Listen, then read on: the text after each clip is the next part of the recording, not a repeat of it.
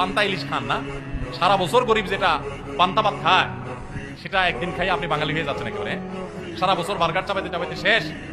Burger খাওয়া দোষ কিছু না, আপনিও খান, কিন্তু সারা বছর যারা পান্তা খায় তাদের সাথে তামাশা করছেন বছরে একদিন পান্তা খায়। এই শোভাযাত্রা করলে এর মাধ্যমে মঙ্গল কামনা করা হয়। যে মানুষগুলো সারাদিন নিজেদেরকে বিজ্ঞান মনস্ক বলে, এই মানুষগুলো সারা দেশের সারা পৃথিবীর বিজ্ঞানীরা শুনে এটা আবিষ্কার করছে ওইটা আবিষ্কার করছে, আর আমাদের দেশের কলা বিজ্ঞানীরা শুধুমাত্র মুখস্থ আর কিছু আবিষ্কার করতে পারে। এই যে পহেলা বৈশাখ মাত্র 35 বছর আগে এটা চালু হয়েছে ঢাকা ইউনিভার্সিটিতে। কয় বছর আগে? এই মাত্র 3 যুগ আগে চালু হওয়া জিনিসটা কিভাবে 1000 বছর ঐতিহ্য হলো? আরে ভাই, বাংলা সনের বয়সই তো 1000 বছর হয় নাই।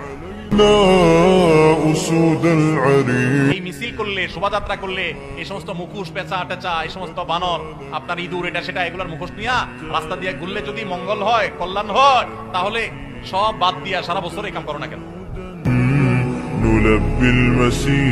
এই যে রাস্তায় রং করছে, মানুষের ঘর বাড়িতে রং নাই, বাসের রং নাই, পাবলিক পরিবহনের রং নাই, ট্রেন গুলার রং নাই, সিল সপ্পর আপনার সালবাকলা উঠে গেছে, অবস্থা খারাপ, কোন শ্রী নাই, রূপ নাই, জায়গা মতো রং না করে কোথায় রং করতেছে? রাস্তায়। তাও আবার হাওরের মধ্যখানে রং করতেছে যে জীব বৈচিত্র্য ধ্বংস হয়ে যাবে। এরাই নাকি আবার কলা বিজ্ঞানী। আমরা মঙ্গল কামনা করব কার কাছে? মঙ্গলের মালিকের কাছে। কোন পেঁচা, হনুমান, রাক্ষস, খোকসের কাছে কোন মঙ্গল কামনা, কোন র্যালিতে মঙ্গল কামনা নাই। মঙ্গল কোথায়? আল্লাহর কাছে। কার কাছে? আল্লাহর কাছে। অতএব ঈমান নষ্ট করা যাবে না।